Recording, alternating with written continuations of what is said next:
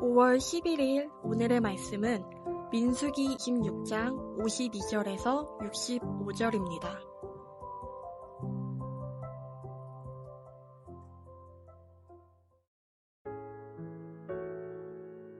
여호와께서 모세에게 말씀하여 이르시되 이 명수대로 땅을 나눠주어 기업을 삼게 하라. 수가 많은 자에게는 기업을 많이 줄 것이요 수가 적은 자에게는 기업을 적게 줄 것이니 그들이 계수된 수대로 각기 기업을 주되 오직 그 땅을 제비 뽑아 나누어 그들의 조상 지파의 이름을 따라 얻게 할지니라. 그 다소를 막론하고 그들의 기업을 제비 뽑아 나눌지니라. 레위인으로 계수된 자들의 종족들은 이러하니 게르손에게서 난 게르손 종족과 고핫에게서 난 고핫 종족과 므라리에게서 난 므라리 종족이며 레위 종족들은 이러하니 림니 종족과 헤브론 종족과 말리 종족과 무시 종족과 고라 종족이라. 고핫은 아므람을 낳았으며 아므람의 처의 이름은 요게벳이니 레위의 딸이요 애굽에서 레위에게서 난 자라. 그가 아므람에게서 아론과 모세와 그의 누이 미리암을 낳았고 아론에게서는 나답과 아비후와 엘르아살과 이다말이 낳더니 나답과 아비후는 다른 불을 여호와 앞에 들이다가 죽었더라. 1개월 이상으로 계수된 레위인의 모든 남자는 23,000명이었더라. 그들은 이스라엘 자손 중 계수에 들지 아니하였으니 이는 이스라엘 자손 중에서 그들에게 준 기업이 없음이었더라. 이는 모세와 제사장 엘르아살이 계수한 자라. 그들이 여리고 맞은편 요단가 모압 평지에서 이스라엘 자손을 계수한 중에는 모세와 제사장 아론이 시내 광야에서 계수한 이스라엘 자손은 한 사람도 들지 못하였으니 이는 여호와께서 그들에게 대하여 말씀하시기를 그들이 반드시 광야에서 죽으리라 하셨음이라. 이러므로 여분네의 아들 갈렙과 눈의 아들 여호수아 외에는 한 사람도 남지 아니하였더라. 민수기 26장 52절에서 65절 말씀을 함께 묵상하겠습니다. 두 번째 인구조사가 끝나자 하나님은 모세에게 그들이 차지할 땅을 어떻게 분배해야 하는지 분배 원칙을 말씀해 주고 있습니다. 첫 번째 분배의 원칙은 54절에 사람이 많으면 기업, 즉 땅을 많이 주는 것입니다. 두 번째 분배 원칙은 55절에서 56절에 제비를 뽑아서 나누어 가지는 것입니다. 오늘날로 표현하면 추첨을 하는 것이지요. 그러니 사람의 수가 많은 지파는 넓은 땅을, 사람의 수가 적은 지파는 적은 땅을 놓고 추첨을 해야 합니다. 이것이 땅을 분배받는 원칙이지요. 여러분, 이러한 분배 원칙은 세상의 방식과 너무 달라요. 이 세상의 전쟁이라면 땅을 어떻게 나누었을까요? 모르긴 몰라도 영공서열, 나이와 공로 같은 것으로 서열을 세워 분배했을 것입니다. 한번 상상을 해볼까요? 우리가 땅을 정복했습니다. 그리고 땅을 분배해야 될 때가 되었습니다. 자, 땅이 펼쳐져 있습니다. 전라도의 나주평야, 광원도의 오지 산골, 함경도의 곡식이 잘 자라지 않는 땅, 배산 임수의 서울 땅. 어떻게 분배하죠? 세상은요, 영공서열입니다. 많은 일을 한 사람이 좋은 땅을 차지하게 됩니다. 이스라엘 백성에게도 이런 문제가 야기될 수 있습니다. 실제로 사사기에 보면 이런 문제가 생기기도 하죠.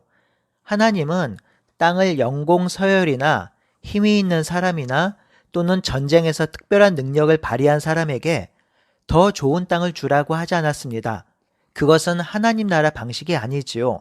하나님은 분명하게 제비를 뽑아 공평하게 나누라고 하셨습니다. 인구가 많은 지파에게는 넓은 땅을 제비 뽑고 인구가 적은 지파는 좁은 땅을 제비 뽑으라 하셨습니다. 그렇다면 이렇게 제비를 뽑아 공평하게 나누었다는 것은 어떤 의미를 가지고 있을까요? 첫 번째로 제비를 뽑아 나누어 주라는 의미는 모든 땅이 하나님의 선물이라는 뜻입니다. 여러분, 이 땅을 차지하게 된 이유는요, 이 전쟁을 하나님께서 승리하게 해 주셨기 때문입니다. 하나님이 승리하게 하시고 백성들에게 땅을 선물로 주셨기 때문에 차지할 수 있었던 것이죠. 만약 어떤 특정한 장군의 힘이나 리더의 힘이나 어떤 지파의 힘으로 그 땅을 차지했다면 그 공로를 인정하자는 분위기가 있었을 것이고요. 그러면 이렇게 제비 뽑는 방식은 하지 못했을 것입니다. 하지만 가나안 땅은 하나님이 이끄셔서 승리를 주시고 백성들에게 나누어 주신 것이므로 인간의 계산이나 강자의 법에 따라 나누어 주지 않는 것이죠. 하나님께로부터 왔으니 제비를 뽑아서 땅을 나누어 주는 것입니다. 가나안 땅이 하나님이 주신 선물이니 제비를 뽑아 나누어 가질 수 있는 것이지요. 성도 여러분, 하나님이 선물로 주신 것이니 분배하여 가지라는 이 원리는 우리의 삶에서도 적용이 됩니다. 우리가 번 것도 수입도 하나님이 선물로 주신 것입니다. 하나님이 주신 선물이니 이 모든 것이 하나님으로부터 온 것이지요. 그래서 이전에 우리가 헌금을 드릴 때 모든 것이 주께로부터 왔으니 이 예물을 드립니다 라고 고백했지요. 이 고백은 역대상 29장 14절에 있는 말씀으로 다윗의 고백입니다. 다윗은 항상 그런 고백을 했지요. 모든 것이 하나님으로부터 왔습니다. 나의 물질, 소유, 생명, 자녀까지 모두 하나님의 것입니다 라고 고백합니다. 성도 여러분, 이것이 나눔의 기초입니다. 하나님이 나에게 주신 기업, 분깃, 은혜를 주셨으니 하나님이 주신 의도대로 잘 선용해야 하는 것이죠. 우리에게 주신 물질과 은사와 재능, 심지어 자녀까지 하나님께서 주신 선물이라고 믿고 따를 때 우리는 소유에 집착하는 인생이 아니라 분배하고 나눌 수 있는 인생을 살 수 있는 것입니다. 내 것이 다 내 것이 아니라 다 하나님의 것이니 나눌 수 있고 베풀 수 있는 것이죠. 오늘도 내 모든 것이 하나님께로부터 왔음을 고백하며 나의 것을 나누는 우리 모두가 되기를 바라고 소원합니다. 둘째로 제비를 뽑아 나누어 주라는 의미는 하나님 나라가 공평한 나라라는 의미입니다. 땅을 분배할 때 제비를 뽑아 분배한 것은 하나님의 나라가 공평한 나라라는 것을 보여주는 것이죠. 이것은 가나안에 정복된 땅이 기득권이나 소수의 특권층에 기부된 것이 아니라 모든 이스라엘 백성 전체에게 공평하게 배분되었다라는 것입니다. 능력이 있는 사람, 힘이 있는 사람, 영향력이 있는 사람이 더 많이 받고 더 좋은 땅을 가진 것이 아닙니다. 모든 백성에게 균등하게 공평하게 제비를 뽑아 준 것입니다. 이것이 이사야가 말하는 하나님 나라 정신입니다. 모든 사람들이 불평등하지 않고 정의롭게 땅을 분배받는 것이죠. 이 땅, 즉 기업은 지파 안에서 보존되어야 하고요. 다음 세대들에게 물려주어야 합니다. 저당은 잡힐 수 있으나 50년째 되는 해에, 즉 희년에 원주인에게 돌려주어야 하지요. 모두에게 공평하게 주어진 땅이므로 돈이 있거나 힘 있는 자가 더 가질 수가 없습니다. 이스라엘 백성의 삶의 방식은 무한정 가지고 싶은 욕망을 제어하고 자신과 가족에게 주어진 땅만을 잘 관리해야 합니다. 이스라엘 백성은 이 땅에 살면서 해야 할 것이 땅을 더 가져서 부자가 되는 것이 아니라 이 땅에서 율법의 정신을 실천하는 것입니다. 이것이 이 땅에 살아가야 하는 백성의 정신입니다. 그러니 가나안 땅에 시작된 하나님 나라는 능력이 있는 사람, 기득권이 있는 사람, 돈 있는 사람, 권세 있는 사람이 더 가지는 나라가 아니라 모두 다 제비를 뽑아 공평하게 땅을 나누며 관리하는 나라입니다.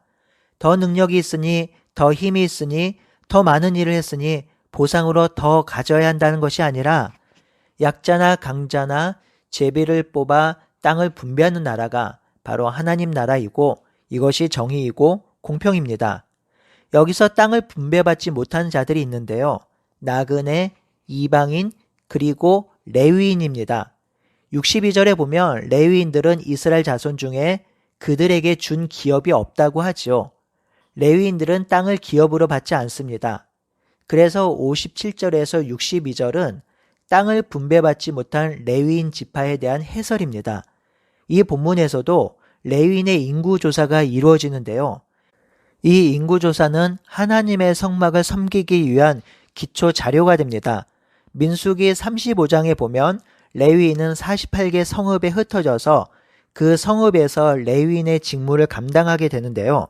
그 성읍을 공정하게 분배하기 위해서 레위인의 인구도 정확히 계수되어야 하는 것이죠.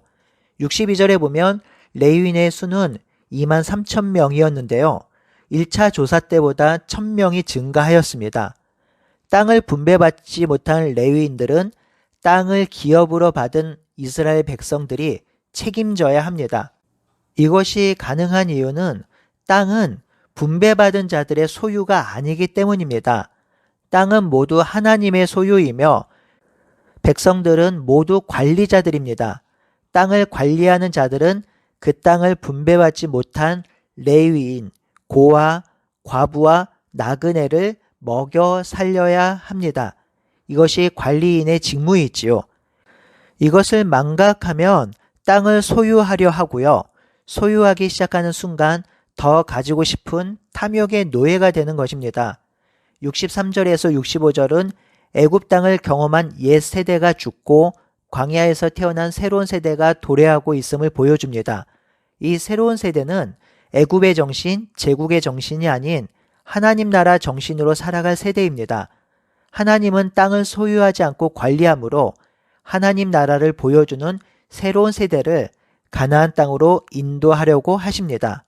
오늘 본문을 묵상하면서 이 세상에 하나님 나라가 더욱 확장되며 온전한 하나님 나라가 임하길 기도하며 그렇게 살아봅시다. 그리스도인이 된다는 것은 죽어서 천국 가는 것만 의미하지 않습니다.